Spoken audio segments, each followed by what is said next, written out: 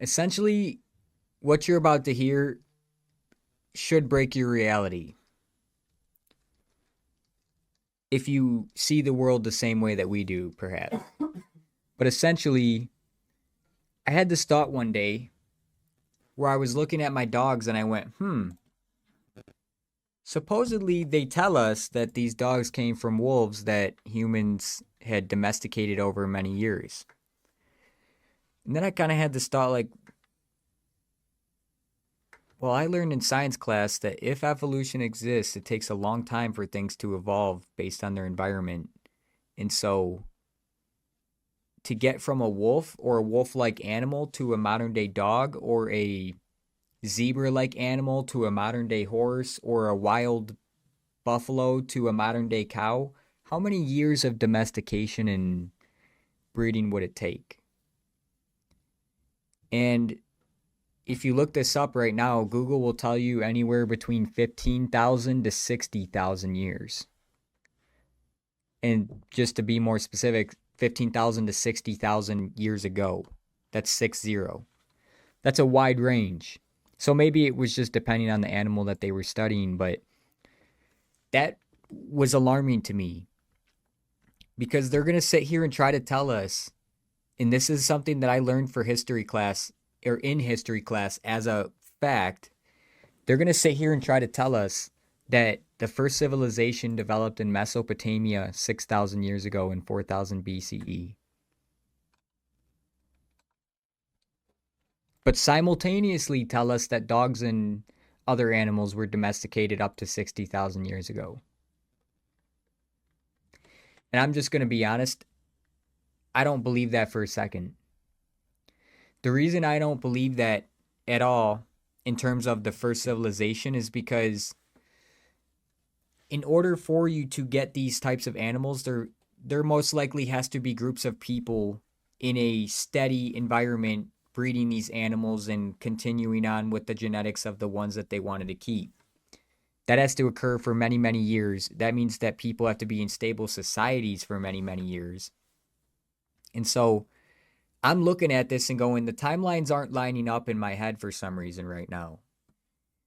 And to further that point, I I thought of something like a cell phone in the fact that if you hand a piece of technology like a cell phone or an iPad to a baby, the baby reaches for it with open arms. It's almost like the baby is used to it and they've never seen it. It's almost like we got all this nice technology and we take it as, oh yeah, it's technology, cool. Put it in our pocket and keep walking. In order for us to make this all feel normal or for it to even feel normal in the first place, I think we had to have been here before. Not just once, not just twice, probably hundreds and hundreds of times.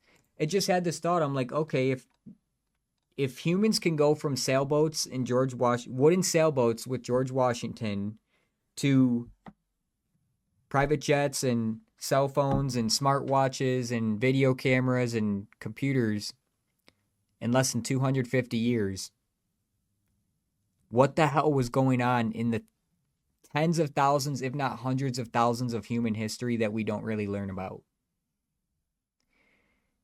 In fact, this is true for most people. When you walk outside, you take probably thousands of steps outside every single day, and you never once grabbed a shovel and dug down in any of those random spots.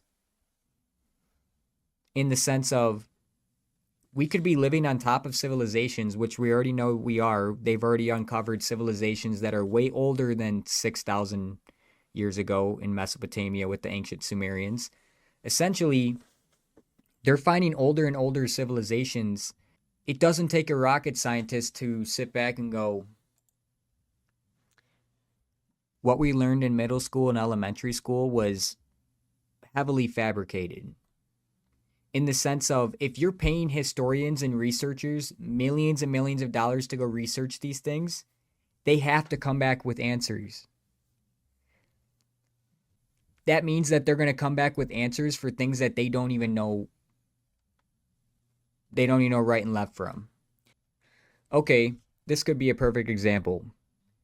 It's like scientists looking at hieroglyphics and reading a whole section and going, oh, this is what they mean, and they have all these gods and all this stuff. If you're not there to see who was doing it and what they were doing, I'm sorry, but there's no way you can interpret that. That could be a kid's project.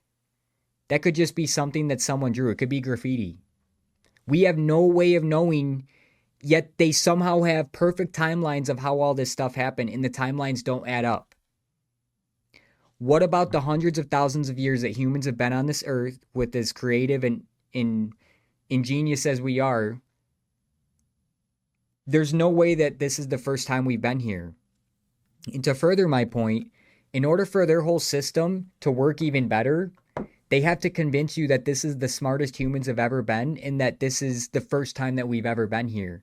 Because in that case, you're more likely to hold on to all of this than let it go and realize that it's all okay. All okay in the sense that we've been here before. And so if you're attached to all of this technology, you're going to be more in the boat of doing whatever it takes to keep this technology and not send us back to the Stone Age. You know, it's kind of interesting to look at something as great as the Great Pyramids, and yet all these thousands of years later have no explanation to how they got there, what they were for, or anything. And some of you may not know this, but I thought in school they found mummies in the Great Pyramids. No. There was 0 mummies ever found in any of the Great Pyramids. You want to know another interesting fact? 0 hieroglyphs found in any of the Great Pyramids. And they're going to sit here and tell us that Egyptians just came down into this plane and made some of the greatest pyramids ever known to man that have withstood the test of thousands of years. And you know what's actually interesting? What I'm basically implying is that the Egyptians rediscovered Egypt. And you can see this very clearly in the fact that the pyramids that the Egyptians built were more close to dirt piles and rock piles. They paled in comparison to what came before them.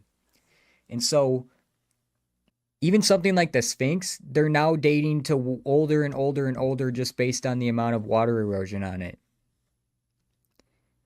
And like I said just before this, the historians, when they're getting paid all this research money to go out and find history, they have to come up with answers even if they don't even have the slightest clue what's going on. And so, me personally, I'm pissed off because a lot of our history is just filled in with filler to give you an answer and keep you satiated. And so this is just the tip of the iceberg in terms of filler. A lot of history is filler because if you're going to sit here and believe that a person today can look at something that many years old and know exactly what they were thinking at the time when they did it, you're out of your mind. You're completely lost the plot. And see, this is where it's very important to know not all of it's a lie. And I often say that it does follow the correct trajectory, but a lot of things are heavily fabricated.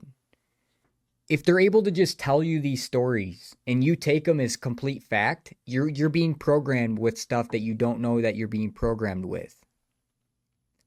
And just like I alluded to earlier, if you think this is the first time humans have ever been to this point in humanity, then you're more likely to listen to them, listen to the people giving you the technology and do whatever they say so you get to keep it.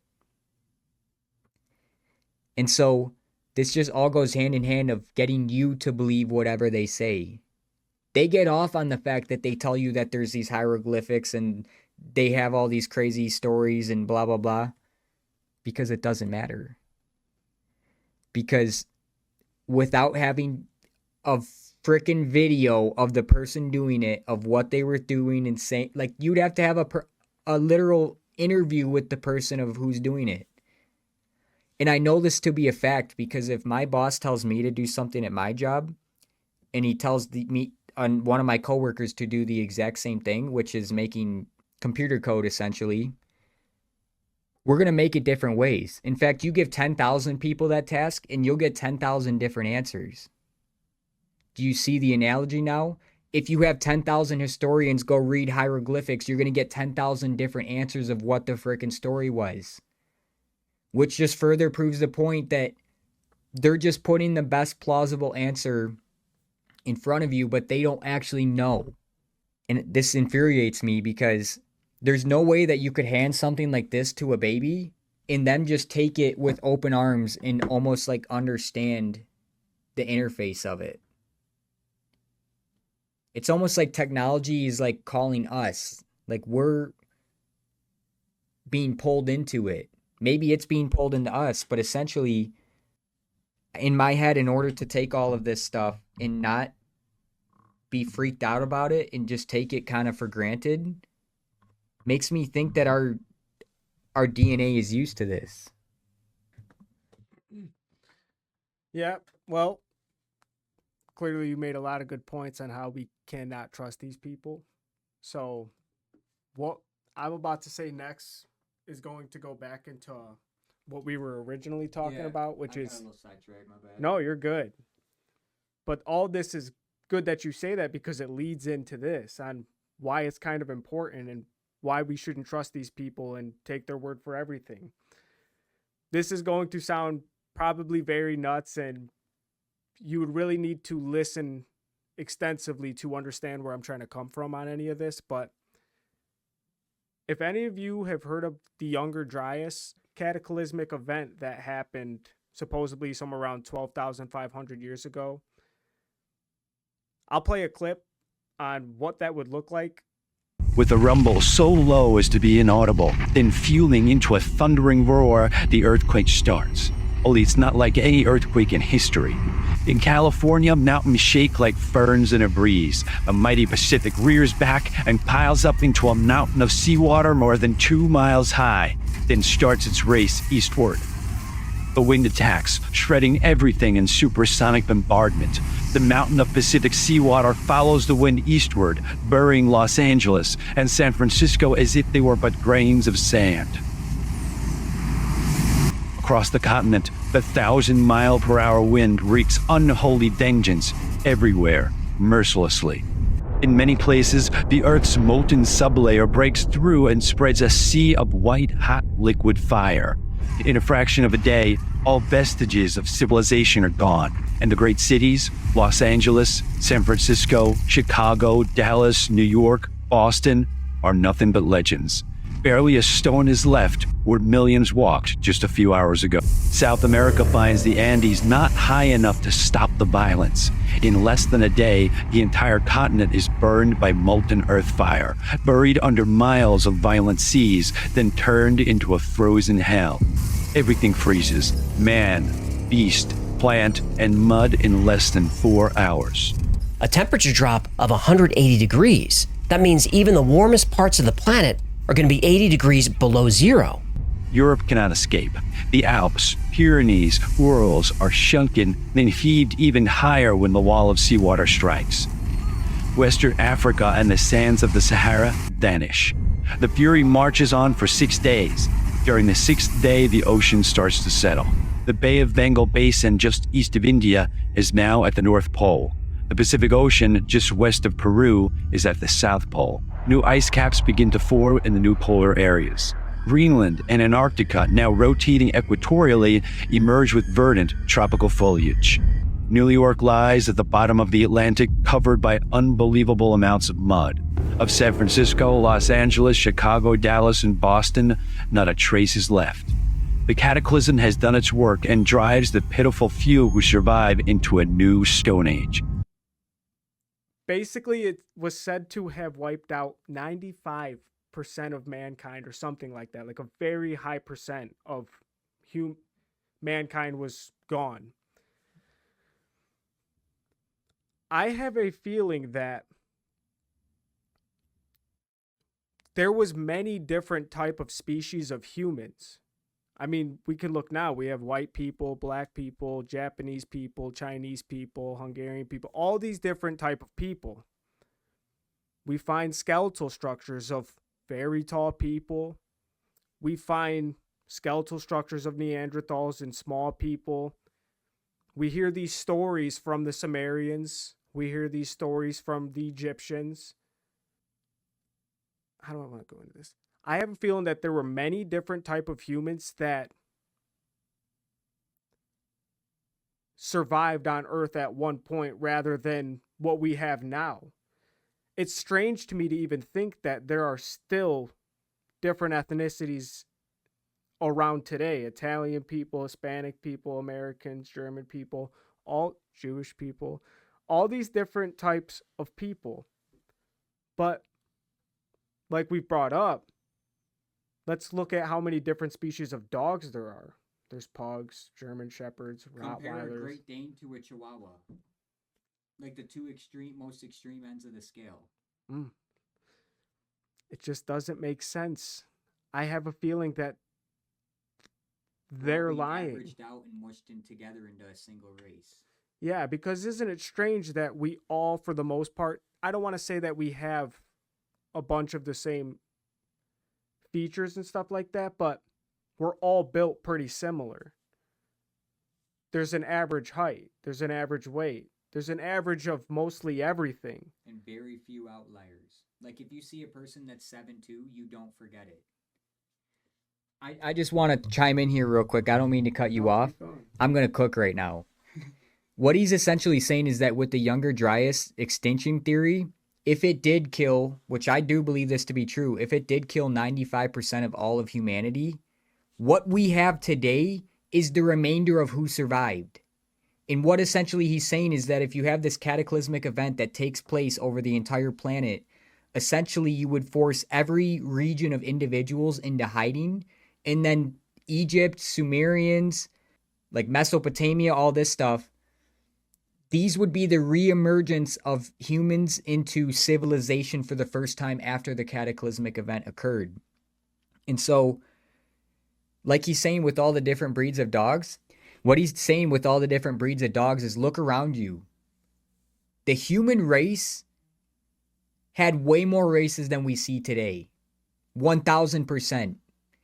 If you saw what white people did to Native Americans when they arrived on this soil, it should be very clear what happened to possibly thousands of different species of humans that you have never even heard about. And this is just a straight up fact. They found bones of humans that are bigger than any human on Earth today. Massively bigger. They have no explanation. And smaller. Pygmies. Like 3 feet tall, 4 feet tall. Their whole civilization. And so, I actually kind of do believe in my head that when they were talking about these gods, they were talking about, again, remember Egyptians, Mesopotamians, Sumerians, Greeks, Romans, they were all obsessed with all these different gods. What if all of those different gods were the different leaders of different races, had different abilities?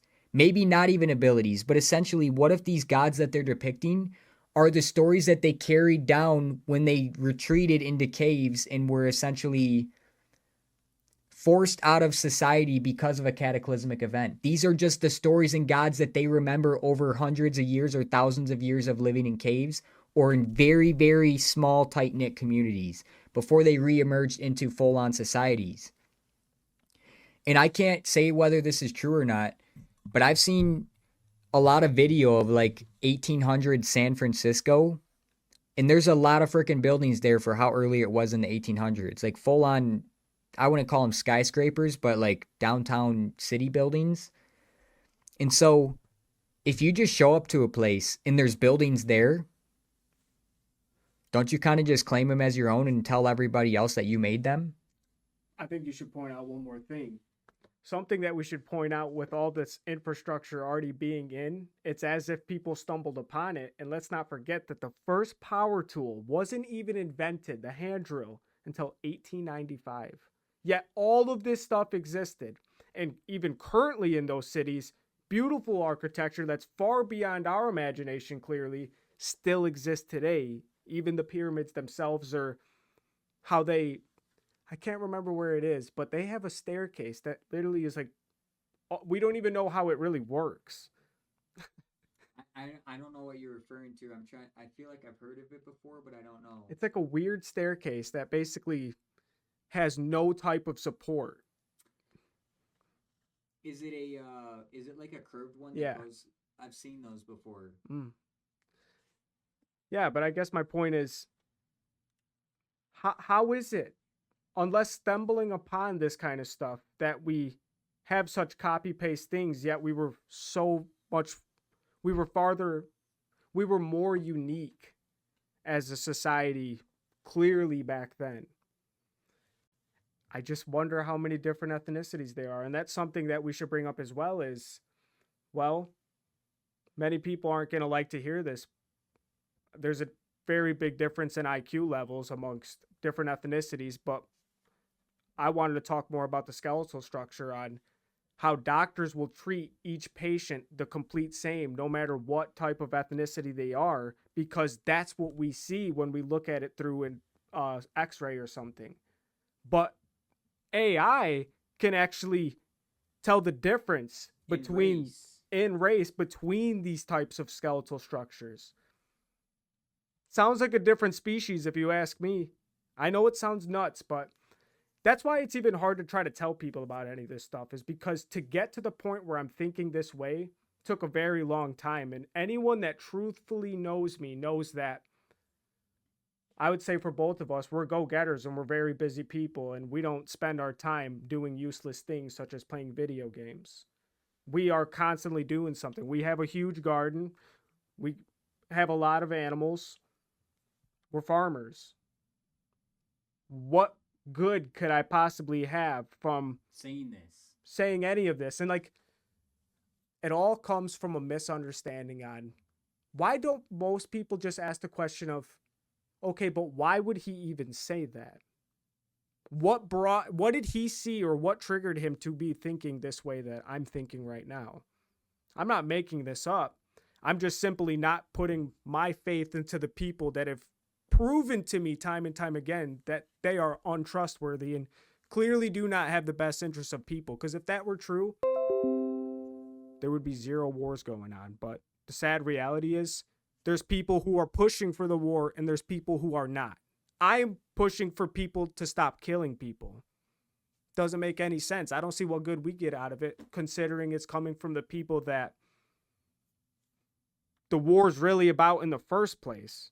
Mm-hmm. And it's all just a misunderstanding. That's probably why we don't speak the same language, is because I can't tell that person to shoot because I don't want to shoot him.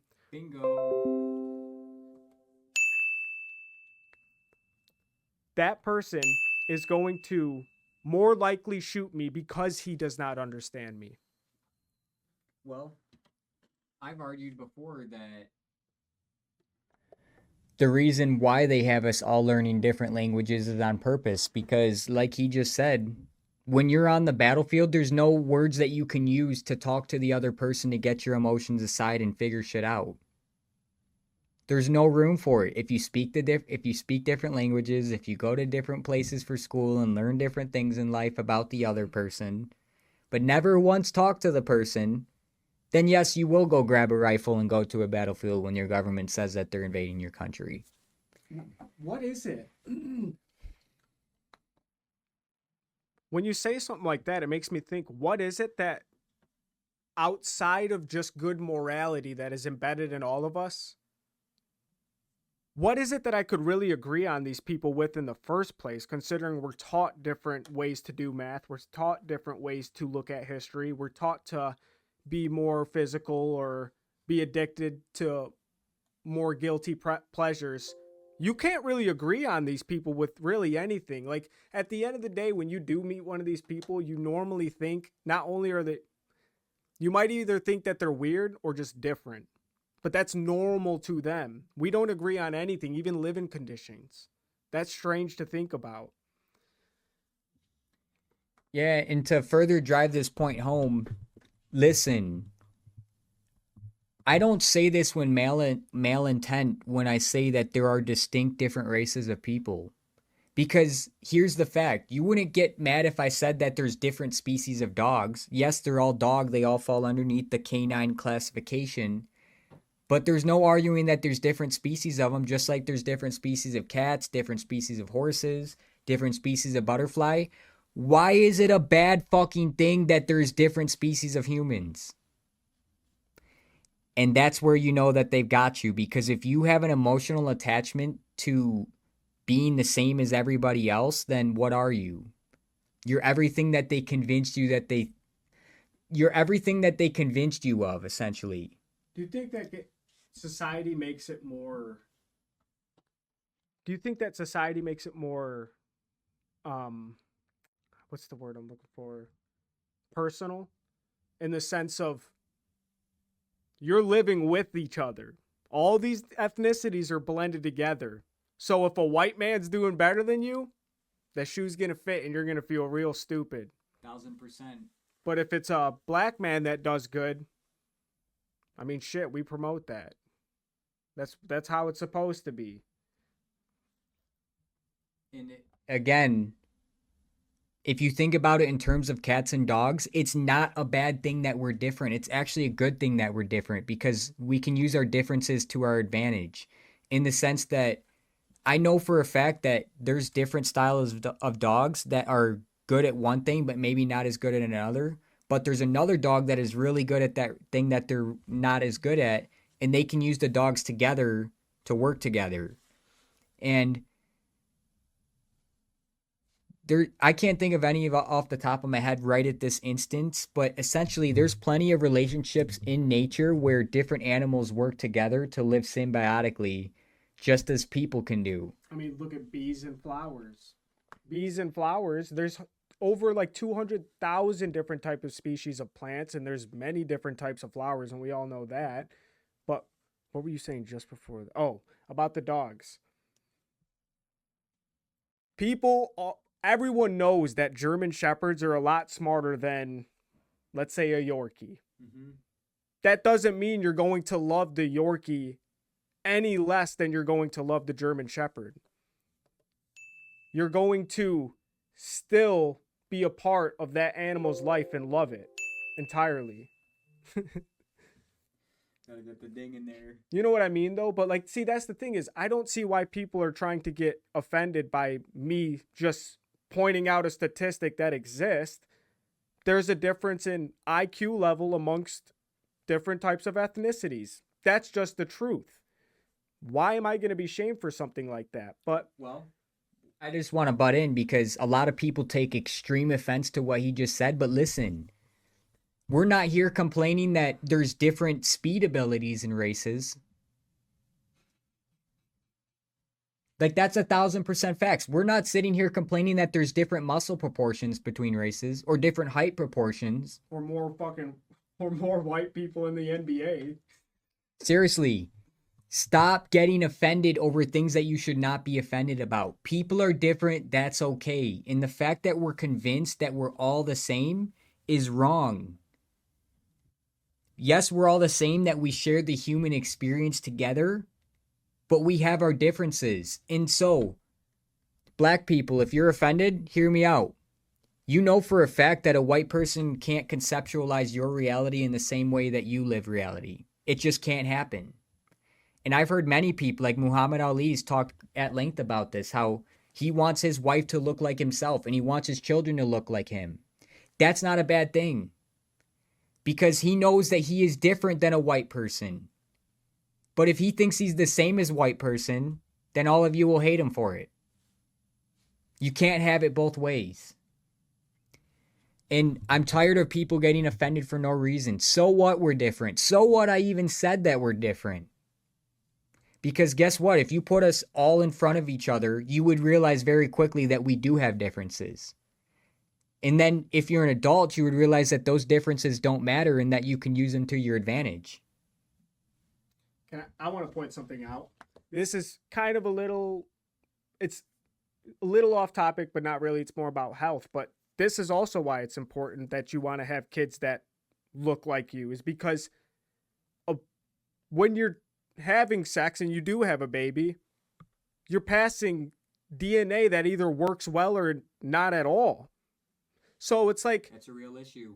So let's say somebody like Italian people have kids and then they move immediately down to Mexico and they eat Mexican food rather than what their DNA was programmed to be more susceptible to.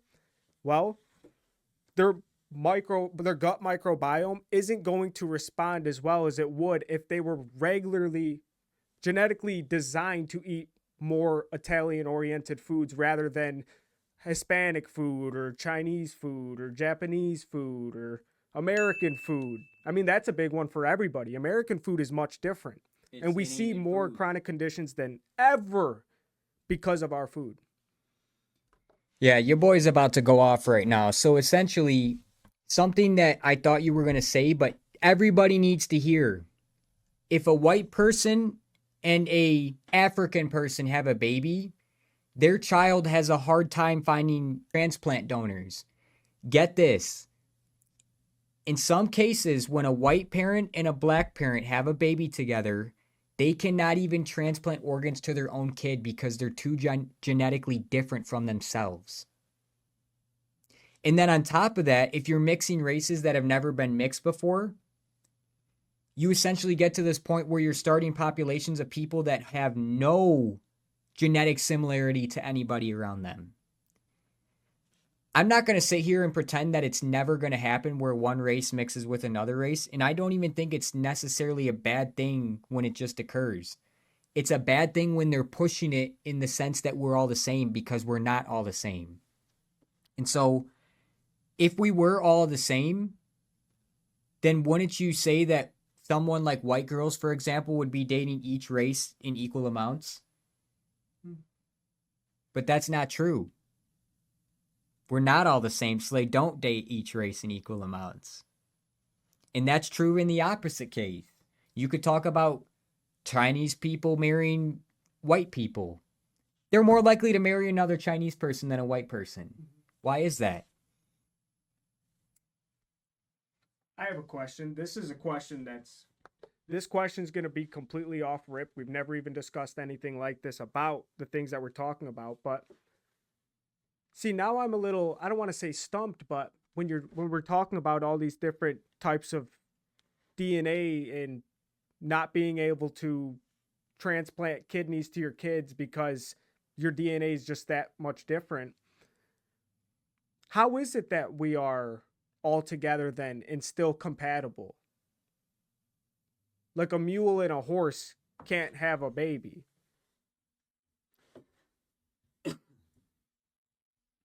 It's a donkey and a horse can have a baby, but a mule is sterile. And there's other cases of species like that too. Like I know there's certain breeds of Liger. ducks and chickens have it too. If you mix certain species of them, they become sterile at a certain point.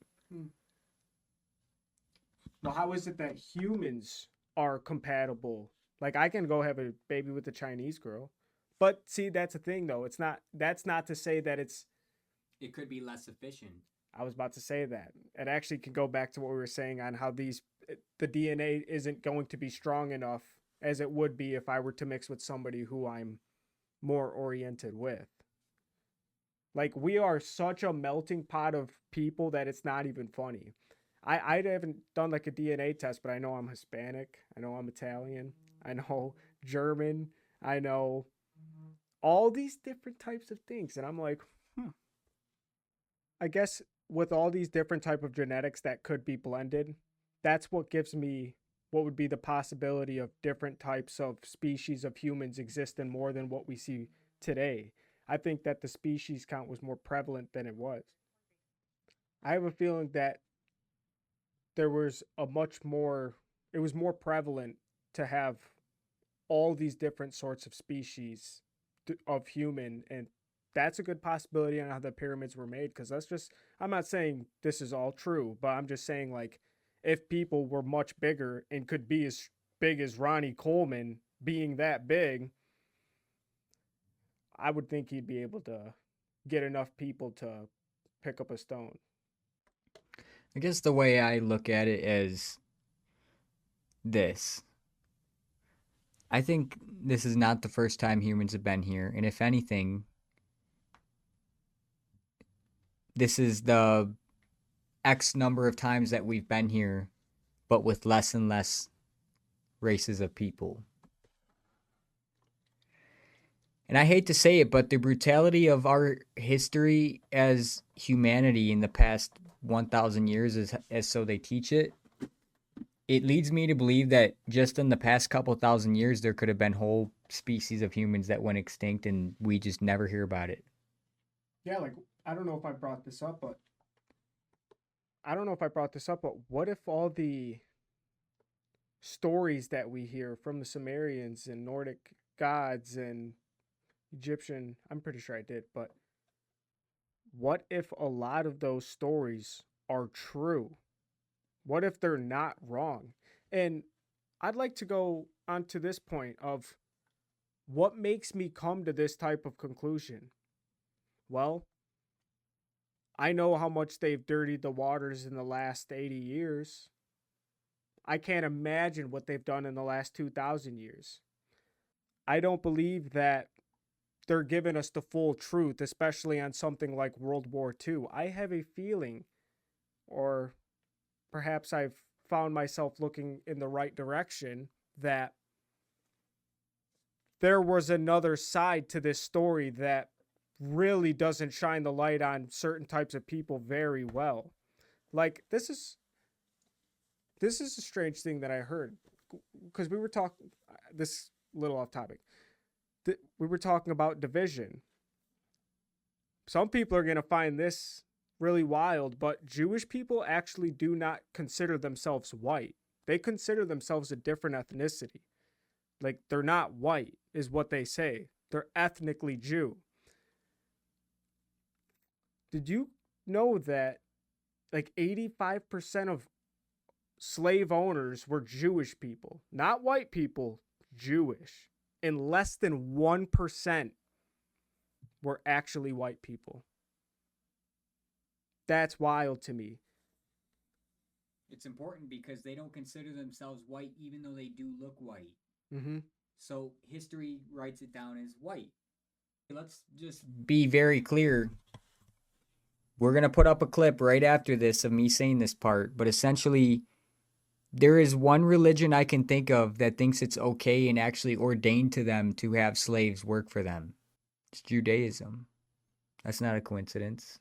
And this is just a straight up fact. If you follow the money, any pure businessman with no heart or emotions, of course he would have slaves. They work for free. Is it starting to make sense how they're able to build wealth and amass wealth so quickly? It's by exploiting people that are not of their own. And this is just a straight up fact. I don't even need a statistic to prove this. White bosses are the most generous bosses when it comes to any race. That's where a lot of this division comes from, is a war of races right now of who should we let in America and who should we not let in America, and who we're not. There's no difference in IQ level. There's just human existence. But at the same time, they love to pull the rug on you and say, oh, but Black Lives Matter. Every single race matters. You know how many, talking about all this, everyone should now be aware of all the different type of species that have existed that have just been wiped out. Why is their life less impactful than a Black Lives Matter one? How is it that you're going to, I know they love to bring this up, how are you going to be brought by America, sold by your own people, first of all, and then do the same things as the Mexicans and wave the Mexican flag rather than the American flag? Why come up with your own? We're a nation of people. You're American, which means you don't know much about your own cultural history, and I can assure you of that. You're American. This is where your roots are brought. You're watering the grass on the other side. That's why it's greener, is because you're not watering the side that you are standing on. And so why does all of this even matter? Well, I would argue that it matters in the fact that if they're so easily able to lie to us about how we got here. Okay, let me back up for a second. In order to know where you're going, you have to know where you have been. And the thing about today's society, as smart as we are, we have no idea where we're going. We don't even have the slightest clue. The reason why we don't have the slightest clue is because we don't even have the slightest clue of where we've been. Starting to make sense now? What is the most commonly felt emotion in the world today? Anxiety. Why? Because you're trying to control things in the future that haven't happened yet, that number one, you don't have control over. But number two, you have no idea what's coming. In the sense that you don't know what fucking happened before. So how could you know what's coming? And so, going along with this, anxiety is the most commonly felt emotion nowadays. And my whole thesis is that if they're able to lie about all of this stuff in history class so easily and all these events that occurred in our past, of course you're going to feel anxious going into the future because you have no idea what to expect. You look back 200 years and you see wooden sailboats. And now you're looking down and seeing this. You don't even know what the next 10 years holds. Scroll the clock back 20 years. It looks different than right now. Very different. The anxiety is increasing at an increasing rate. I just want to drive home the point. I kind of got it all, but essentially I just want to drive home the point that we have absolutely no idea where we're going, yet we all just go to work as if everything's normal. We all just pretend if everything's normal, but we know that it's not. Deep down, we all know secretly that it's not, and here's why. This is all the reason why, because there's no way you can learn about all this stuff in history class and then go to a 9 to 5 and truthfully digest both of those things and comprehend it in the time scale that they're telling us it happened in. Even me, someone looking back on like first grade memories or trying to think about like an image that I had in first grade, it doesn't even feel real looking back on my own life in the time scale. It's honestly almost as if they take your memories because you're never fully in control of your life. In fact, the sad truth is most people spend their entire lives sitting in the passenger seat of the movie they're supposed to be the main character in. Isn't it sad that we find ourselves working 40 hours for people we all know we can't trust, hating our jobs, hoping that our days go by faster? Everyone is aware that we're going to die, and the only thing we have to look forward to, because time only goes one way, is death. And we're hoping for that day when you're saying that you wish that your work days could go faster. That's a brutal thing that we just put up with that kind of stuff, even though most people hate their jobs. You know, it's a really good way to put it when you think about time in that reality, in the sense that if you're looking for every day to go by fast so that you can get to the weekend or get to this day so that you can do this fun thing, you're not even living. In the sense of when the winner of a race stands up on the podium and holds up the medal, that's like a 30-minute ordeal. After that, it's over. That's where you gain the understanding of, oh, it was in the process of doing all the things that I needed to do to get on that podium in the first place that mattered. So how can we relate this to everyday normal life for most people that aren't runners or, I guess, Olympic athletes? This is where you start to realize that the end goal isn't retirement with your feet kicked up and living off of your money. The end goal is actually the current goal, which is to take each day as it comes and truthfully give as much as you can every single day. And I think about it this way. I have days where perhaps I go skiing and it's 9 to 4 and I'll ski like 50 something miles. It feels like 2 to 3 days worth of experience in one day. Mm-hmm. In the sense that when it gets like 2 or 3 days past that, I feel like a week has already passed. Yeah. And so this is the thing. If you're wishing that your time goes faster so that you can get to these certain days of the year, you're not even living because you're so focused on the end thing that is a product of all the things that you're not even looking at what's right in front of you. All you know is it's supposed to be good for you. That's all you've been told. And this is the thing. You cannot predict the future. All these people that have their retirement and pensions and 401ks, You can't predict the markets. Your entire retirement is based off of dollars, numbers in a spreadsheet. And those numbers in a spreadsheet are the value of them is largely determined on public opinion. Public opinion can change with the wind. And so I only bring all that up because there's a lot of people that are anxious about retirement right now because they're looking at their retirement and going, well, I retired with this much and prices have already gone up this much. I'm not going to have enough to live for another 10 years. And then maybe you start to realize a little bit into how I see the world in my reality, in the way that it was never about the money at the end to begin with. It was about doing something every single day in furtherance of a goal. It wasn't even about the goal, because this is the real deal. If humanity was actually had its head in the right place, we'd be planting trees for the shade that we never get to sit under. Imagine this. We don't start projects that we don't see the end of. Maybe that's a good thing, because it's good to see the end of something so that you know how much money it's going to cost and all that. But we've never said we're going to build a pyramid so big that it will take 90 years to complete. Like multiple generations of people. Yes, one person's possible lifetime, but multiple generations of people within that lifetime.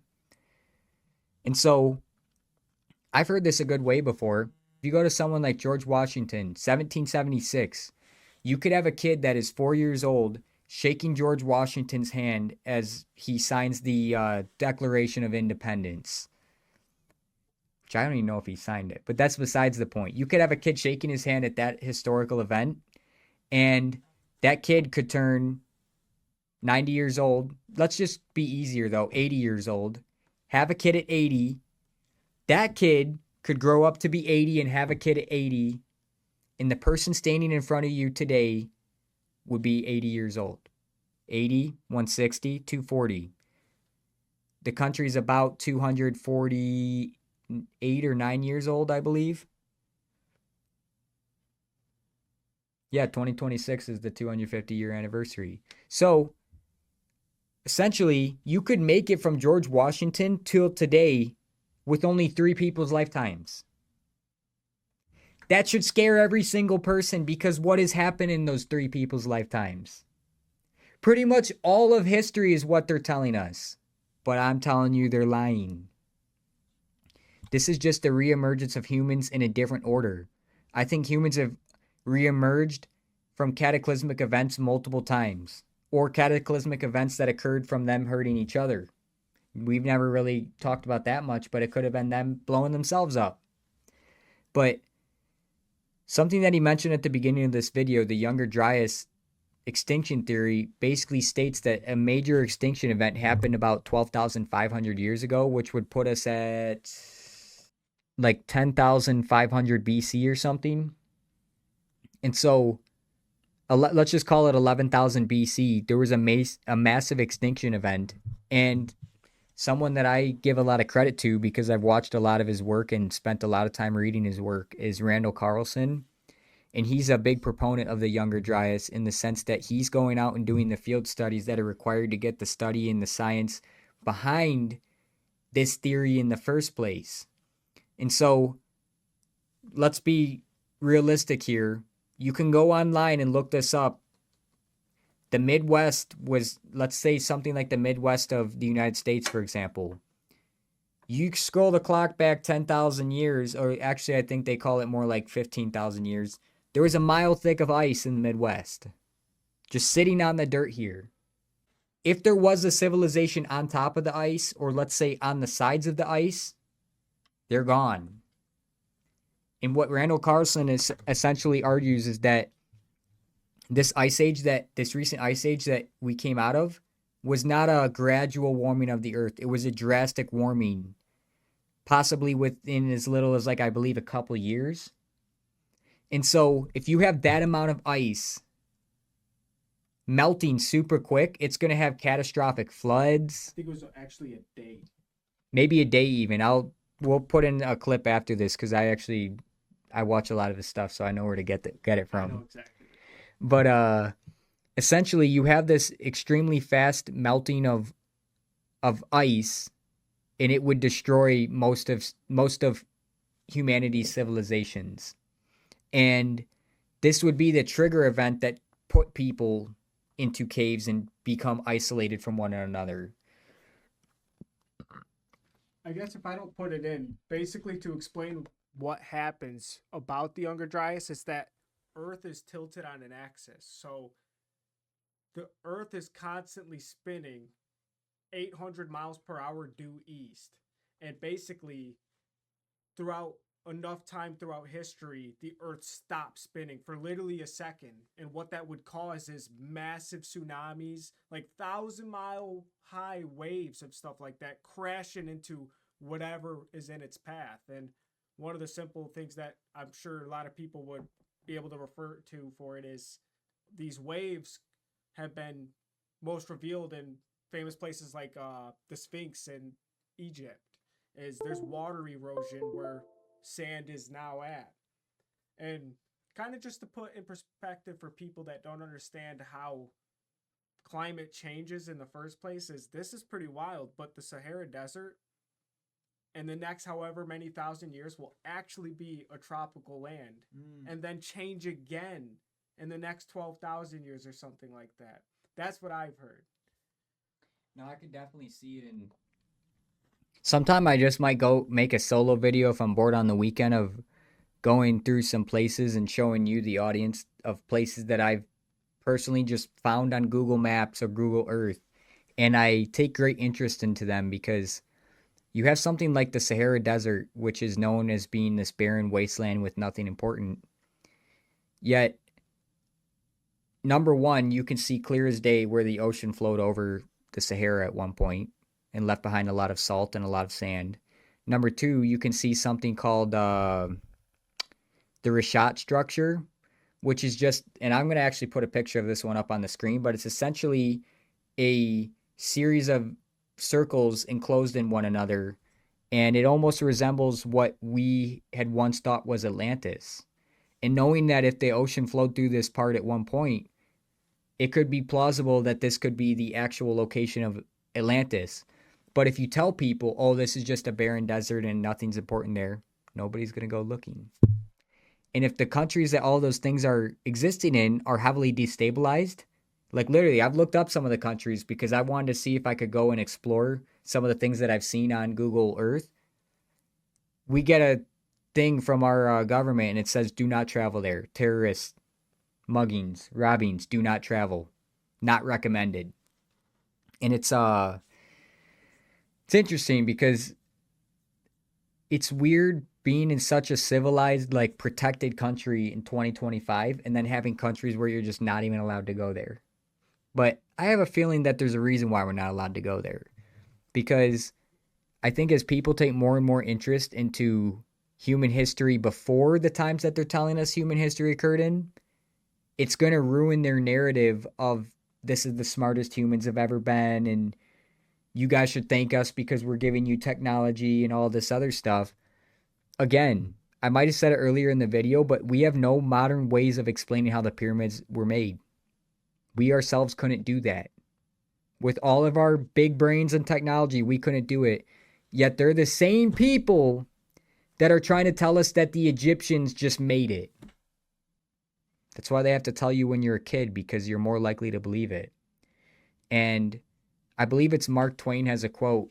It's easier to fool someone than convince them that they've been fooled. Let's be realistic here. People of the book, Christians, Catholics, Muslims, if you believe your book to a T, then you don't believe in any of the history that we have talked about or any of the history that's taught in school. So how do you interface the two? Because it is my understanding that the Bible doesn't even acknowledge that the Egyptians ever existed and that God created the earth thousands of years ago and brought light into it. I could be completely wrong in my interpretation, but essentially it's the fact that they just leave out all of history that doesn't have to do with them. It's their version of history. And I'm not saying that's a bad thing, but how do you pick and choose which things in history happened and which things didn't? Yeah. And speaking of something like the pyramids, well,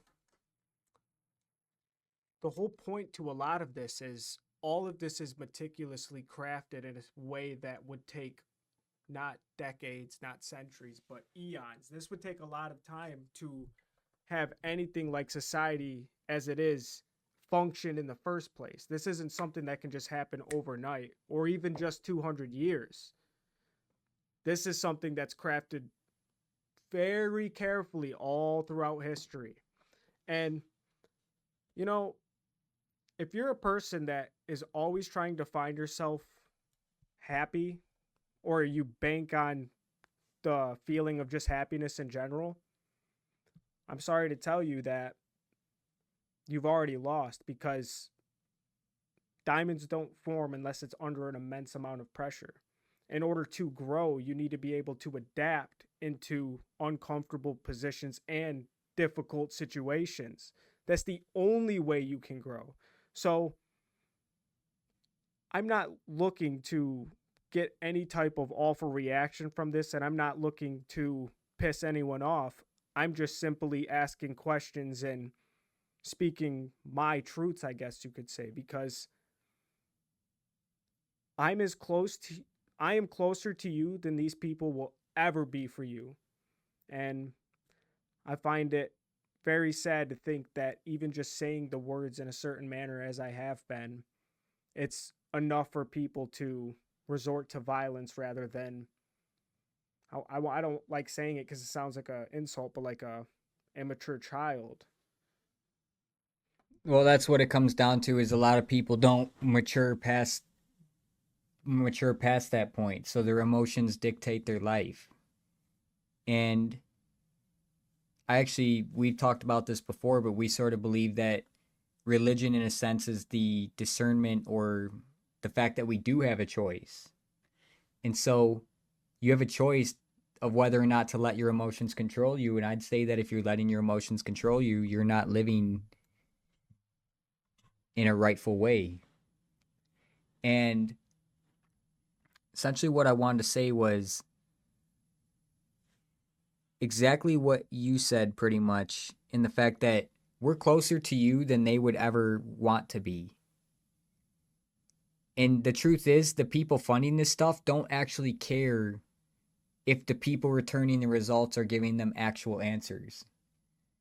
Because all of it is it's a show put on for you and me to make us believe that those dollars are going to people way smarter than us and way more important schedules than us, solving things about our past. And I would say now it's even to the point where they're bastardizing the past, in the sense that there was some Aborigine tribes, I believe in New Zealand or Australia, and a researcher discovered bones of a type of human that they did not know existed in that area. And this was like in the 50s or 60s. And just recently, they've been burying a lot of the bones back on the Aborigine lands and not disclosing the location of them. And it's very convenient because essentially these bones are from 40,000 years ago. Why would they want to bury bones that are 40,000 years old? Well, they're saying that the Aborigines that currently live there today claim the bones as their ancestors, and that it's unrighteous that they dug up their ancestors and used them to study and put them on display in museums. And this is just a straight up fact. If bones are 40,000 years old, they might as well be everybody's fucking ancestors based on the way that they tell us that human population evolved. That many thousands of years ago, they're trying to tell us that there would be like no humans on Earth. Which means most people on Earth today would come from that singular skeleton, have some sort of relation to it. But that's only if you think that all humans are the same. And actually, I actually could see this. I would say that as society goes on, humans just naturally, as technology evolves and borders dissolve, people are going to start mixing with other races and they're going to almost converge on one race in the world. And it's kind of interesting that if they were to all just be in the places, let's pretend 12,500 years ago, it was all one singular human race, and a cataclysmic event occurred and pushed people into caves into the regions of the earth that they were at, and they were living in small, super tiny tribes. You could argue that each tribe would develop separately from all the other tribes and make new races. It could happen either way. But like we stated earlier in the video, and this is kind of my hunch, I believe that there used to be more races of human. And that we've just been converged over time through war and colonization and a complete, I would call it, raping of our history. And so they can tell you all this stuff too and put a rifle in your hand and make you go fight on a battlefield because you believe it to be so true. And if you believe it to be so true and the other side believes it to be so true, now you got a war. And it just so happens that there's one ethnicity standing off to the side, funding both sides of the war while it's going on. We're not going to go too far there in this video, but it's, I've always said, if you look at, let's say, for example, you have two soldiers on the battlefield and they're looking at each other down the sights, and you just hit pause on that frame real quick. And you rewind the tape. Let's say they're both the exact same age. You rewind the tape 22 years back to where their mother's holding them in their arms for their first time. Do you truthfully think that those babies had it ordained in them, not only in their future and destiny, but in their DNA, to one day end up with a rifle on a battlefield in front of one another? Do you think it's ordained not only by their future and destiny, but by their DNA that they would end up on a battlefield across from each other one day? Now let's pretend that they went to the same preschool, kindergarten, and first grade through 8th grade. Do you think if they were on the battlefield in front of each other that they would pull the trigger still? I don't think so. It's only because they've been kept separate from one another, taught different languages, and then told to hate one another that any of this can even occur in the first place. And some people might get mad saying that humans are different races because you're giving racists more credence in the sense that we are different and have different characteristics. I would say just let the racists be racist, because you're not going to change their mind by violence. Like, for example, if someone came up to me and said, I really hate people that look white and they deserve to die and I don't even want to breathe the same air as them, and I beat them over the head with a baseball bat, do you think they're going to either confirm or deny their suspicions? I just confirmed everything that they thought.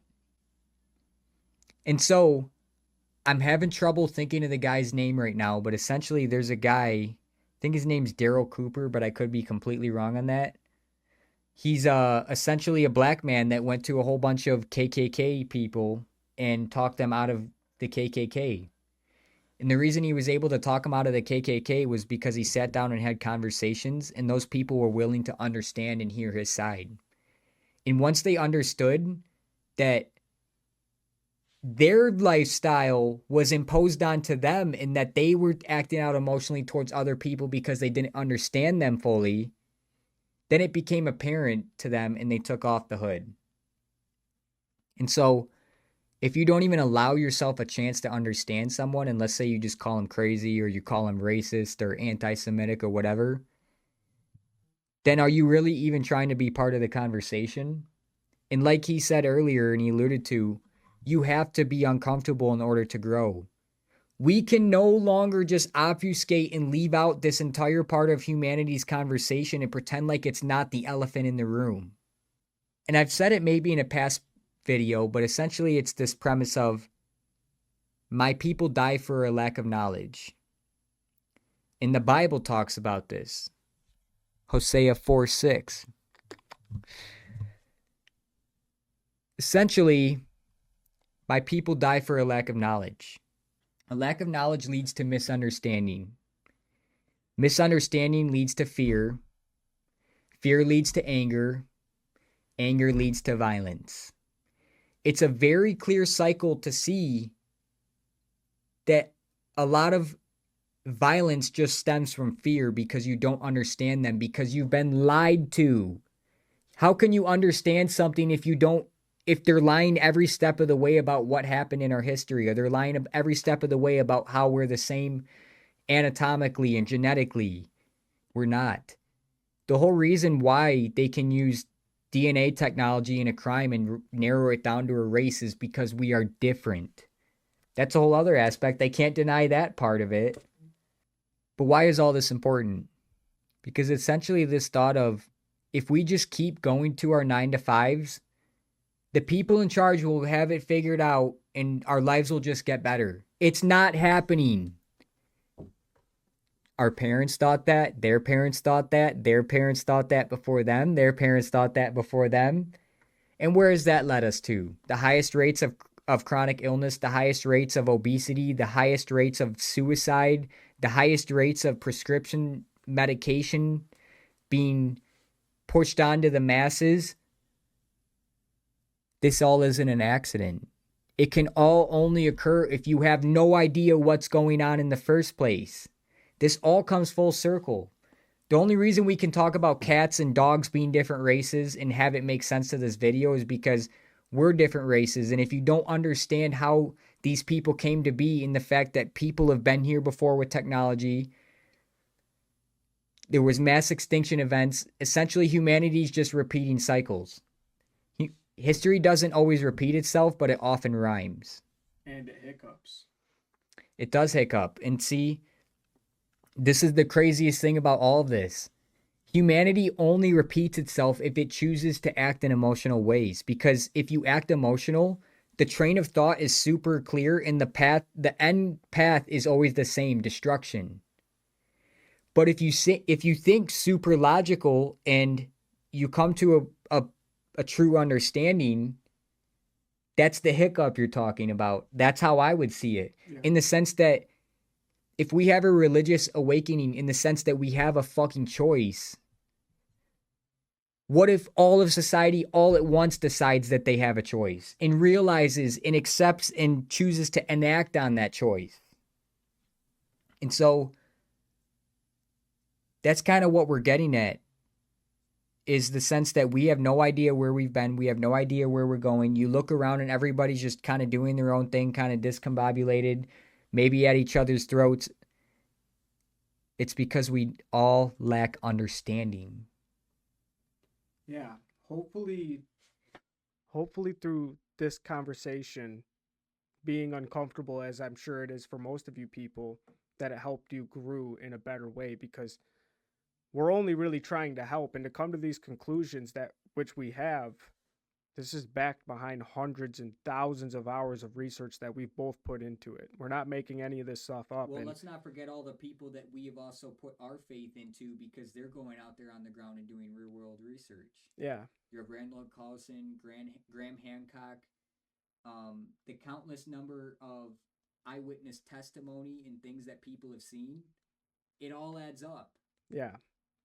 I encourage anybody who does disagree on some sense of what we're saying to watch the video we posted right before this one, because I can assure you this, we'll show you them with their pants down. This has to happen, because I'm tired of this thought that if we just all go to our jobs that it will all be okay. It's not going to be okay. We can already see clear as day that if they could have it their way, they would just have us make robots and then get rid of us. Let's be realistic. You get rid of the things that eat a lot of food and are smelly and stinky and gross and get sick and require soothing and have emotions and thoughts of questioning and reality. Just replace it with a robot. They're doing it right now, as we speak. If they could download a human consciousness onto a robot and make robots do what humans do, we would not be here. We're making our replacement. And even if it doesn't get to that point, you still have the factor of large-scale war with other countries. Why? Let's be 100% honest. Think of a baby and then think of that baby growing up. let's just be completely honest with ourselves. What percentage of babies born today grow up and want to be terrorists and go attack other countries?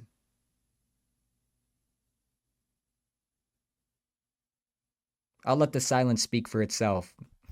But what I'm getting at here is terrorists are made through the environment that they're raised up in. Terrorists aren't born. And as long as they can convince you that there's all these enemies lurking in other countries and that they need to go bomb them, and now those people will grow up and hate us because we bombed them, and then they'll kill us, and then we'll hate them even more. It's all a plan. And I think we can do better. And see, this is where we try to apply the mentality, well, if it ain't broke, don't fix it. I would argue that it's extremely broken. If half your fucking population has to be on pills for things to be normal, which I'm not on pills myself, but if half the population has to be on pills for things to feel normal, things are not fucking normal. At all. I'll leave it at that.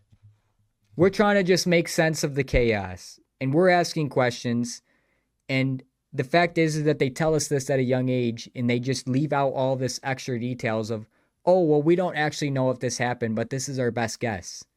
No, they just say this happened. This happened, and then this happened, and then this happened, and then this happened. They're reading you a fucking bedtime story. They're lulling you to sleep with things that don't matter in your brain on purpose, because then when we're here sitting here saying, well, actually, we think this happened and this happened, you don't even care because you think history is a class in school. History is more than history. History is our way of understanding where we're going. But like I said earlier, if you don't know where you've been, you don't ever know where you're going to go. And that's the thing. They've done a very fucking good job at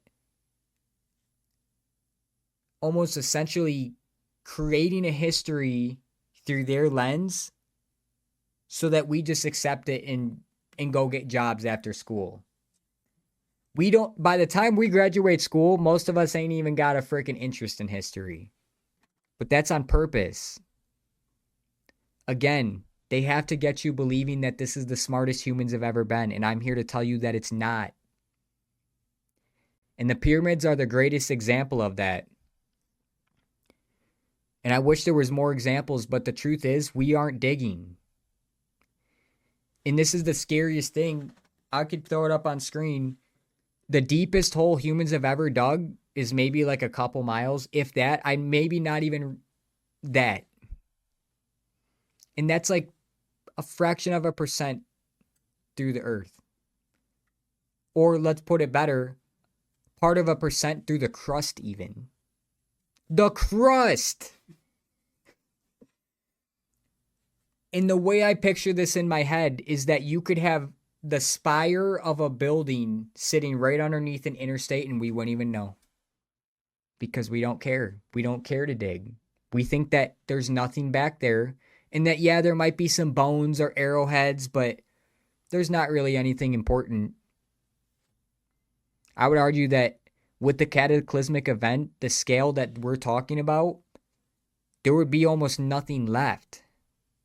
And that makes it very easy for them to say, well, that's all there is, guys. Let's get to work. Let's all go to our jobs. It's also hard. It's also something we need to think about is with it being involved a lot with water, if this event did happen, it's very difficult to do deep sea exploration because it's the opposite of space. But how often do we ever actually go down to look at new types of life and stuff like that, or even come up with an invention of a submarine that's able to navigate through all that amount of pressure when you do go to those lower depths, or one fast enough.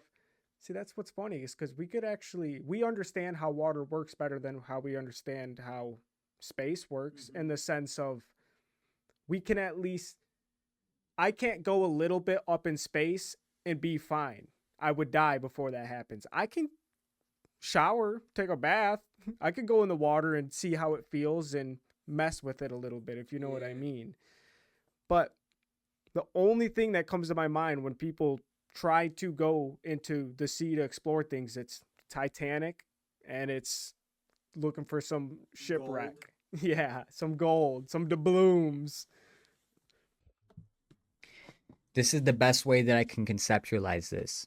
You have a country called North Korea with millions of people, consider this, that have never once stepped foot outside their borders, nor even seen what it looks like to live in another country outside their borders. We've all seen the movies where like a girl is raised from birth and let's say her mom tells her that it's poisonous if she goes outside. I find it strange how people can watch that and not draw the correlation to their own freaking reality. Because they're able to do that in North Korea. Why are they able to get away with that in North Korea? The only way that they could ever do something like that is if the whole population was convinced that another life didn't exist. But now we have something like this. Imagine if all at once, every North Korean person got flashed with videos of Western worlds and Western life, and even down in a country right below them, South Korea, what it was like to live there. See, they could never do that because if they did something that damning, all those people would come to the same similar conclusion all at once. You mean we don't have to live this way? So get this. If they can convince you that no other type of high society of humans has ever existed, especially in a way better way than we live currently, then you're never even going to think to look or ever aspire for those things. You're only going to look at what's right in front of you, which I know we say it's important to look at what's right in front of you, but this is where it gets very nuanced. The only way that they can get this system to work is if you don't truly believe that there is another civilization or way humans out there have lived before or could live that is better than the current way that we live right now. And that's why you're not being shown this information. That's why I'm not being shown this information. That's why we're not even looking in the right places. Because if humans start to see that what we live right now is not the highest possible potential that we could be,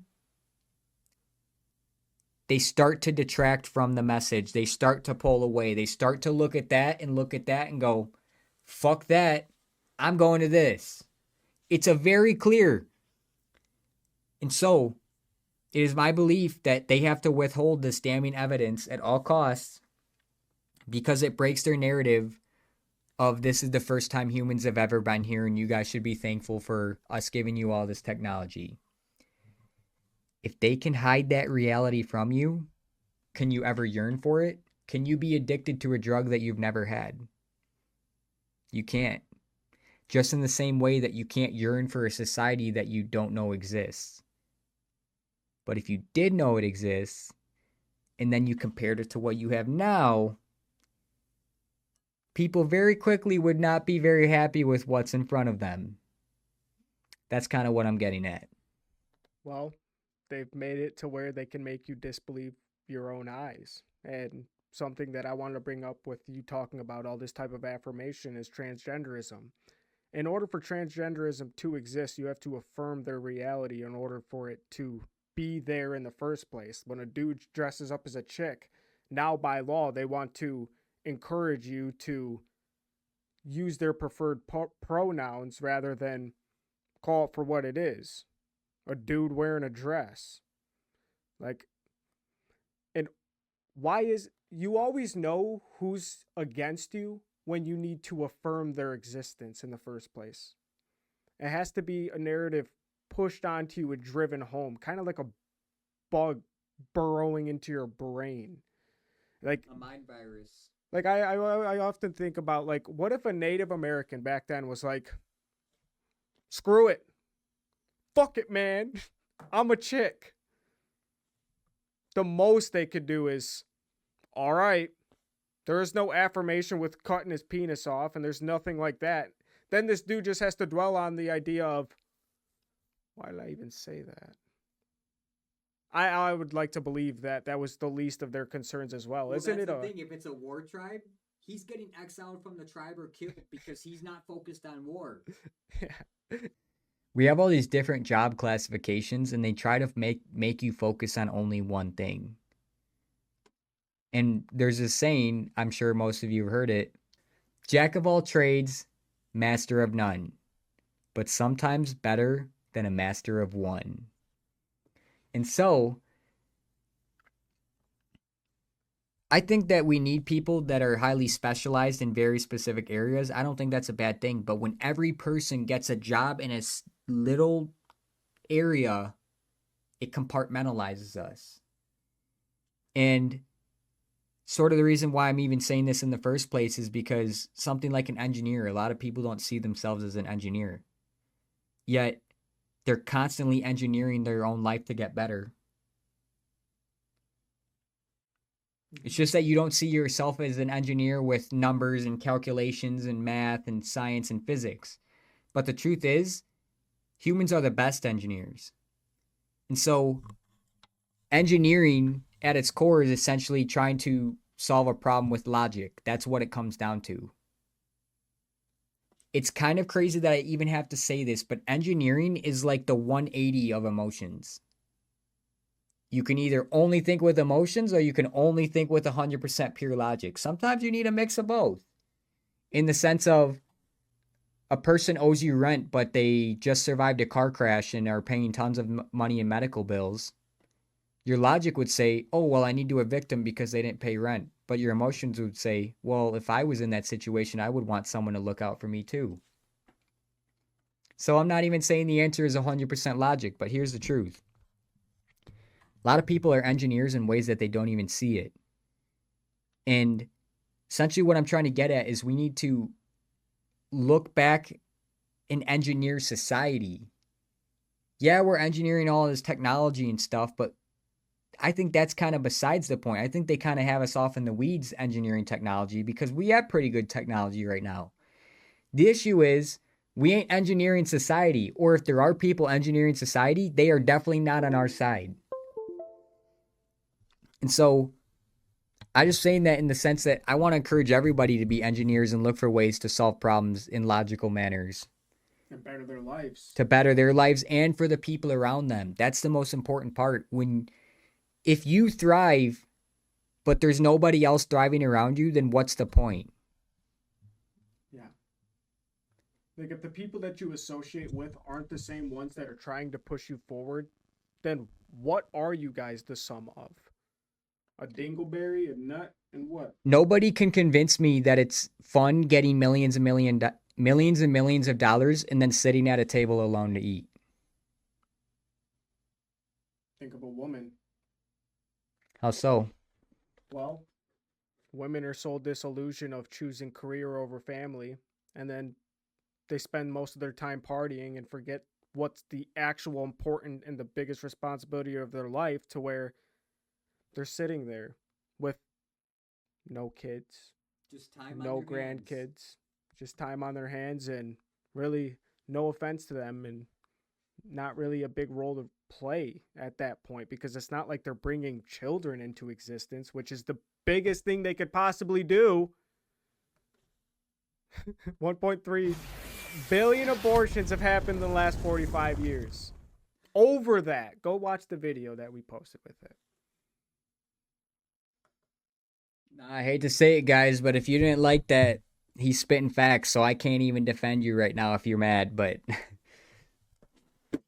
essentially, if you're just going to forego your duty of creating the next generation of humans to inhabit and walk this earth, then why you even have a seat at the table? That's an honest question to ask.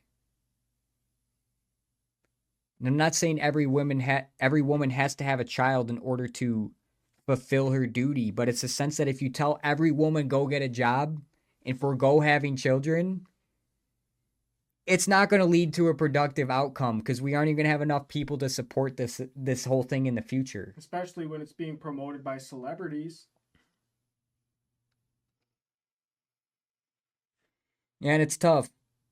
Honestly, I know we've kind of gotten all over the place at the end of this, but we want the overarching message to be that all of this stuff is allowed to exist and go on because we truly don't know where we're going. And if we had a clearer message of where we were going, that could only come from if we knew where we had been before.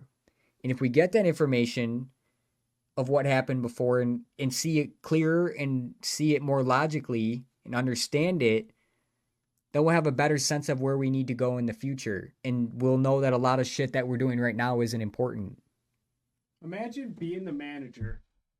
Imagine being the manager and hiring somebody to take care of the company for you. And then when you go to that company to ask what's the ins and outs and the secrets of it, they tell you that's classified. Well, that's what the government's doing to us. These people that we pay classify information that keeps us, the public, who makes that whole thing function in the first place, being ground zero. We don't have a say in anything. And if your kids just so happen to now get to a point where there are little litter boxes into their bathrooms, whose fault is it? If you're not the one willing to stand up and face the uncomfortable truth of you are wrong and you are being lied to. I'm sitting here at 26, not understanding fully how these people haven't came to these conclusions yet of, okay, well, clearly these people do not have us at the best interest. Seeing that all the kids get more sick, seeing that they're requiring all these different types of vaccines, seeing that all this gang violence and race war happens, and all this informational propaganda that distracts you from everything that should matter. At what point are you going to let it respond to you in the way that you want to make society, and not only that, but most importantly, yourself, better? We need to all resonate at the same frequency of, we mean no harm. In fact, we're just trying to move forward. We're trying to take the next step that we take better than we did the last one. Each time we take a step and we start walking, we need to get to a point where we're so well orchestrated that we're running and taking the right steps in the direction.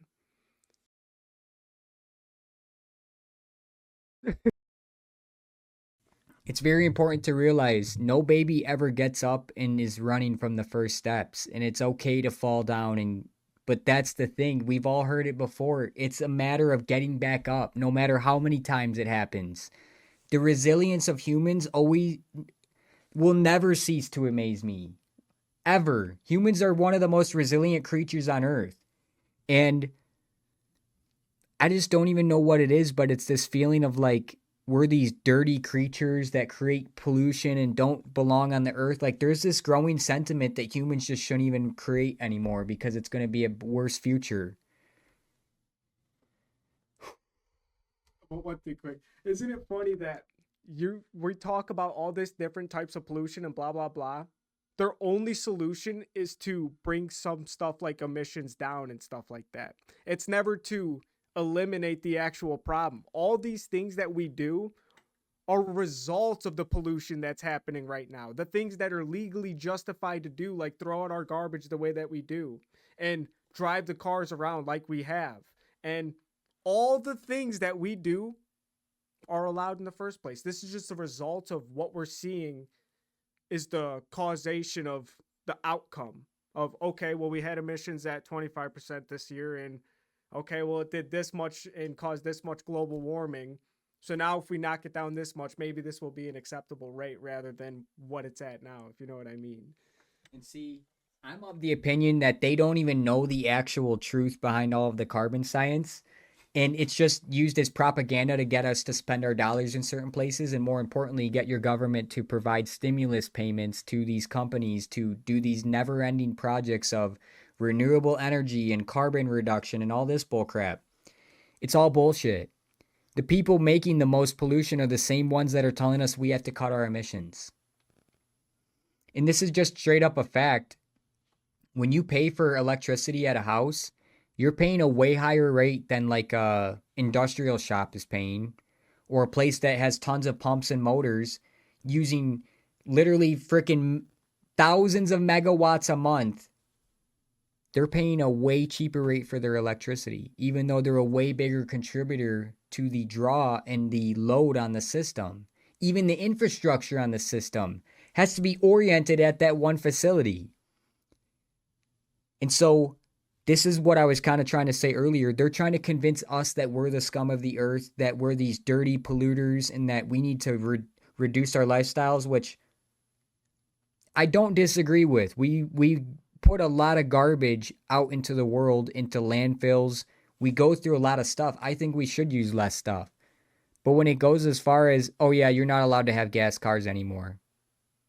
Oh yeah, you're not allowed to have cows anymore. Oh yeah, you're not allowed to have chickens anymore. If you cut off a country's gas and food, is that not means for war? Is that not a literal declaration of war? But see, it's not war because they'll just pass a requirement in the EPA or some other three-letter agency and convince you that that three-letter agency even has frickin' authority in the first place. They'd rather take away your food before they take away your luxury. Isn't that something? I love this whole idea that scientists can just drill into the ice and figure out the exact carbon levels of all years before humans and know it to an exact T with machines that they made and machines that they calibrated and know exactly how much CO2 is in the atmosphere and know how much we're burning and just go, oh yeah, there's going to be no ice. Al Gore in the 90s said there would be no ice by 2020. There's plenty of ice as far as I'm concerned. And this is the thing. If you truly understand climate, you know that climate is such a long cycle that we don't even understand it in one single lifetime. There's no way you ever could. Even year to year, winter is always these months, summer is always these months, spring is always these months. That's just weather. It's a pattern, yes, but you have to extend that out over a super long time period to start to get a climate trend. And I don't want to get too far off in the weeds, but those of you who truly understand climate know that it's all down to ocean currents and that the ocean currents really couldn't give a fuck less about how much CO2 is in the atmosphere. And just the top 3 feet of the ocean hold more energy than all the air in our atmosphere. And the average depth of the ocean is over 10,000 feet deep. Meaning there's thousands and thousands and thousands of our atmosphere's worth of thermal energy just on our oceans. Bye-bye, air's no longer in the equation. And so they've actually proven this in that by like 2060, one of the North Atlantic ocean currents is going to basically stop. If you ask me, I think the government's got something to do with it because they know for a fact that true weather and climate is driven by the ocean currents, not by the clouds. And if you understand that there's water flowing underneath the ocean and it's sending warm air this direction or cold air this direction, it's what sets the cycles of all of our weather patterns. But those cycles in the water only go for so long before they flip or go a different way, and then the weather's completely different. And so the reason I even say all of this is because we have such a little understanding of what actually occurred in our past and what the weather actually looked like and what things are actually normal and supposed to be. And we're using that as we're using that tiny bit of knowledge that we have as justification for doing all of this restriction on future humanity and future innovation. It makes clear sense to me. The people who have all of the power and technology and money like exactly where they're at, and they're trying to take a screen capture and leave all of us behind. That's what's happening. And so, essentially, they find themselves with all the money, all the power, all the influence, and we're still just going to our jobs. We're still buying cars, buying houses, having kids, not as many, but they look at us and realize that we just do what we're told. But I'm here to say that good slaves do what they're told. Bad slaves speak up and stand up. And so by that definition, both of us are bad slaves because we're not doing what we're told. But then again, If you do everything that you're told, are you not just what other people want you to be and not actually what you want to be?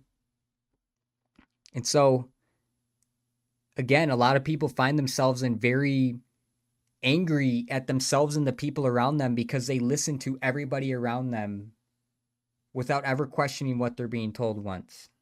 And then they're mad that they find themselves in a position that they don't like.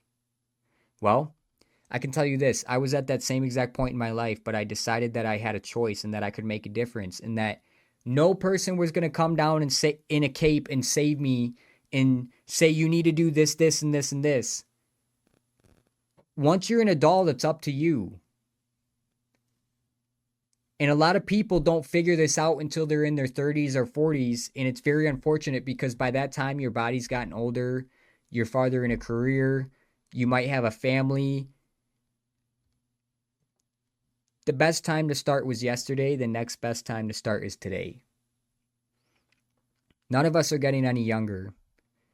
And if anything, we're almost all heading towards this point of singularity of where we just don't exist anymore because we're no longer needed. I don't want that future for humans. I picture a future where our children are flourishing more than we or our grandparents or any humans have ever flourished before. But that can't happen if we just all go to our jobs and pretend that everything's going to be okay if we just keep going to our jobs and work 40 hours a week for 40 years and retire and have a family and those kids have a family. It's not going to happen unless we do something about it. Nobody's coming to save us. In fact, if America collapsed tonight, do you really think somebody's going to come and save us? They're all busy doing their own thing. They got families. They got families. They got a million problems that they got to worry about. They got bills they got to pay. Nobody's coming to save us. And the sad truth is even something like a doctor or even like a therapist. Let's see, they see 17 people that day. What makes you think they are going to care more for your well-being than the rest of the people that they're seeing that day? And now let's accumulate it to a number. Let's say they see 300 patients that week. They don't care more for you than they will somebody else. And in fact, I can assure you this. They're feeling the pressure more than yourself because they're in that much more debt. But they also have a family. They also have people that they have to feed. They also have people that rely on them for anything to function. And going with things that need a function, back to what you were saying, it's important that we have a say over the thing we allow to function in the first place. I know we've talked about this, but I'm not mad at the fact that I have to work 40 hours. I'm mad at the fact that it's for somebody else that isn't like-minded like me. I have no issue working, and you know that. And I know you have no issue working. Even on the days off, you'll be up at 6:30 a.m. sometimes, I'm sure. I know you're up sometimes waking the chickens up. You're already out there gardening and doing all this stuff and just laying in the sun and appreciating life for what it is. The simple things. The things that were the most exciting things back then when we were primal beings, you could say, or when we were hunter-gatherers. We loved the sun more than we take it for granted now. And it's really sad to see because the importance... It's too hot out today. Yeah. The importance of the sun receiving the vitamins that the vitamin D that it has to give off is crucial. Not a lot of people know that many people died from being in lockdown, from the lack of sun that they were getting. We're completely out of our norm of our existence. We didn't lose history. We are lost in it. Yeah, and I just want to tee off of that. Something like my job can be done a lot remotely, but my work is purposely set up in a way that they don't want you to work remotely. I would much rather stand outside in the shade of a tree working on a computer than in an office building with surrounded by tons of concrete, fake plants, windows that are this big. Essentially, what you're saying is everybody would love the opportunity to work at a job that they were extremely good at, they enjoyed, and also work with like-minded people, and almost more so working for themselves in their community rather than a boss that is in some other country on vacation. There's a complete disconnect in that sense. And it's the whole idea of, if you go into battle, you would want your commander standing right by your side going into battle with you. And that's the way it used to be. And those are the most honorable generals and commanders ever to live in human history. The ones that fought and died amongst their own men. I have zero respect for a general or commander who wants to sit in a room 1,000 miles away in an air conditioning while his men go out on a battlefield and get fucking slaughtered and never go home to their own families. Even me saying that right now kind of gives me chills and makes me almost tear up a little bit, because this is the reality of some people. Like he said, I'm not mad about having to work 40 hours a week. I don't even care if I have to work 80 hours a week. And truthfully, if it was something that I truthfully loved, I'll put 100 hours a week into it. You've seen me.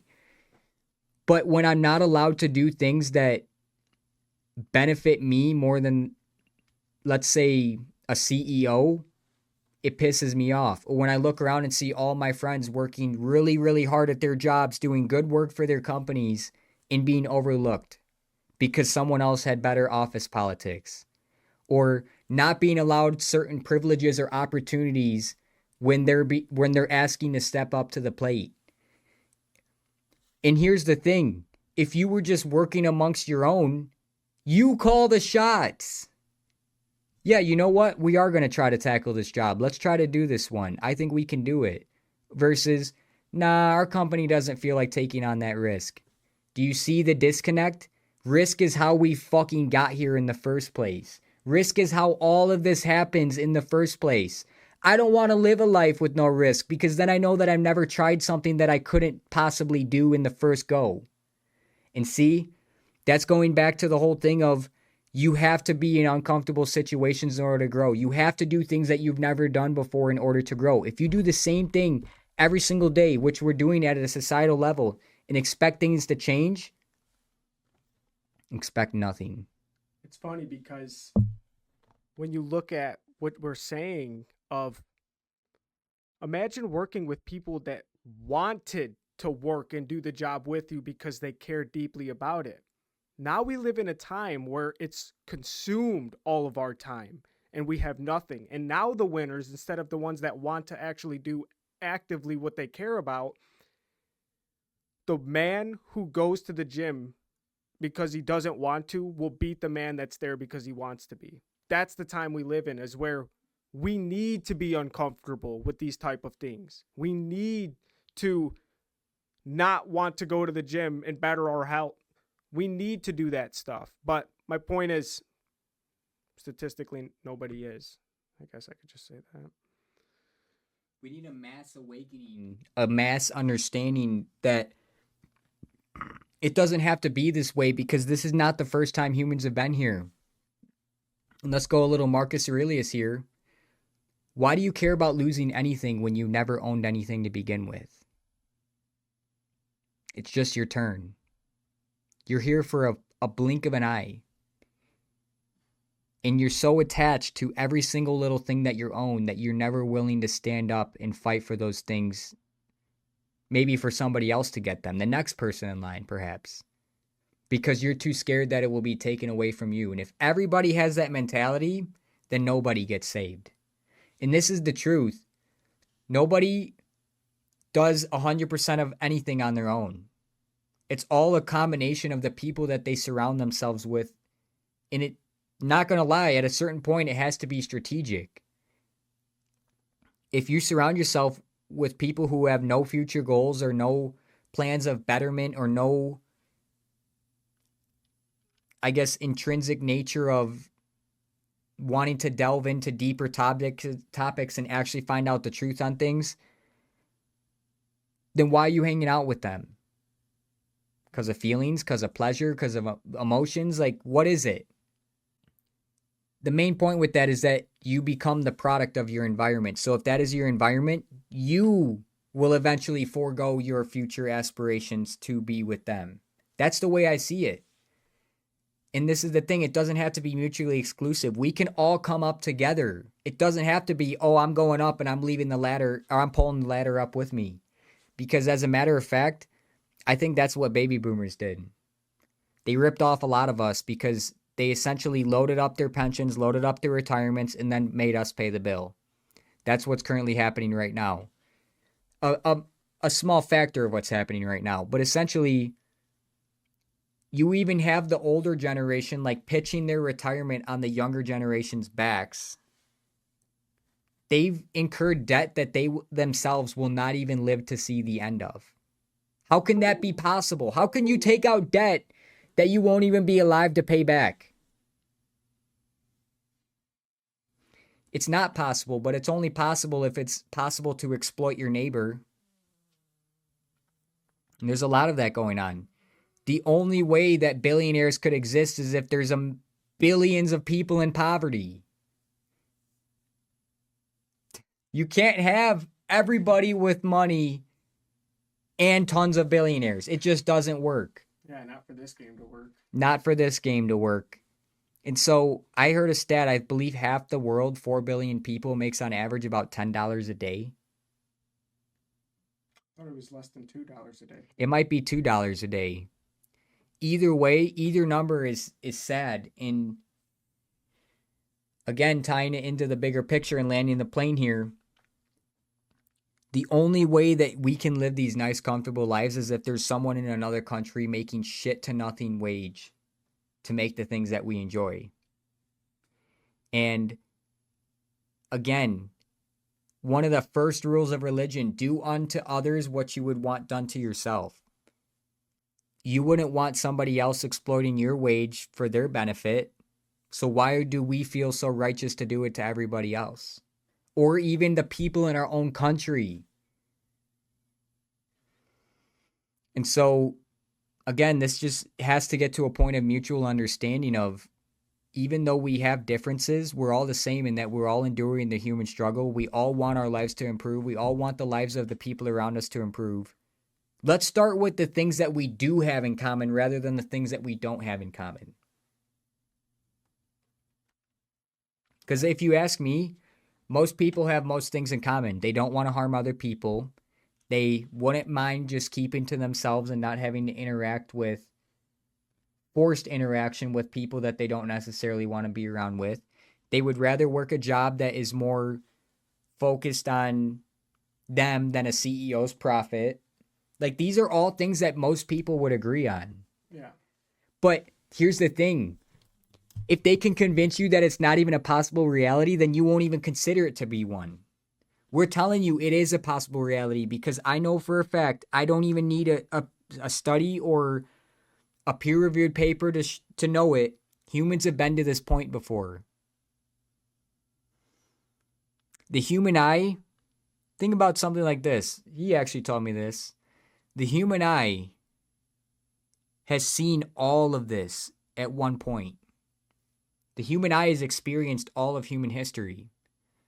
And this is a whole other topic of conversation, but what if, in a way, our memories are stored in our DNA and that's sort of passed down to our children? Like, what if there was a way to decode DNA and know true human history?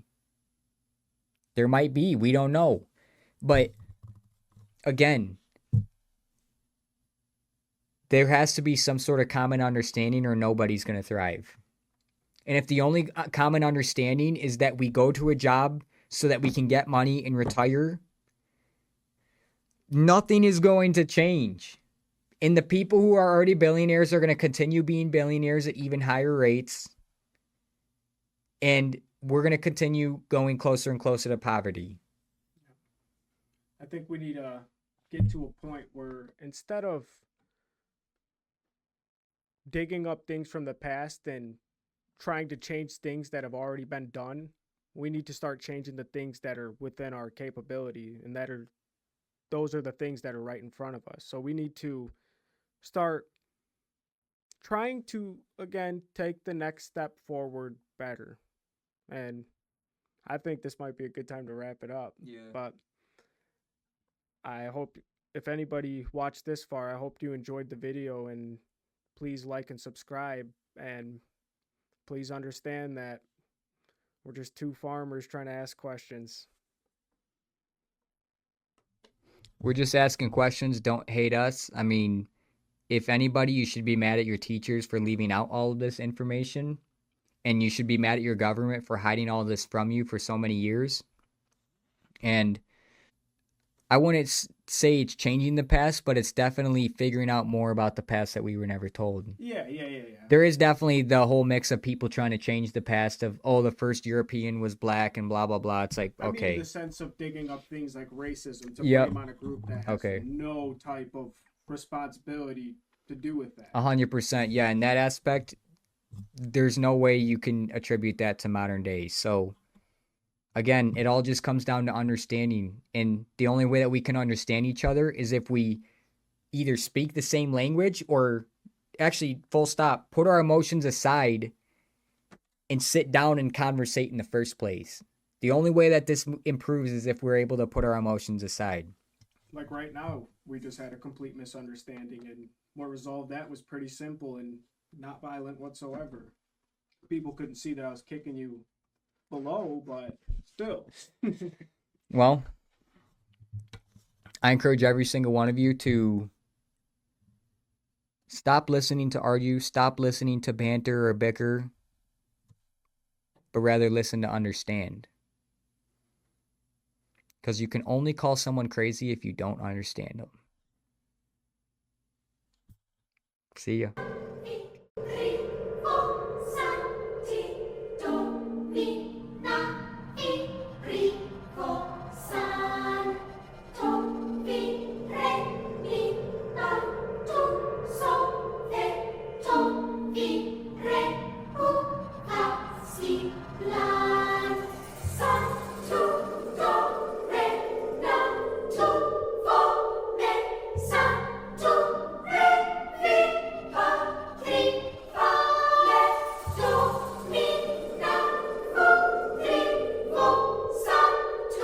Lord.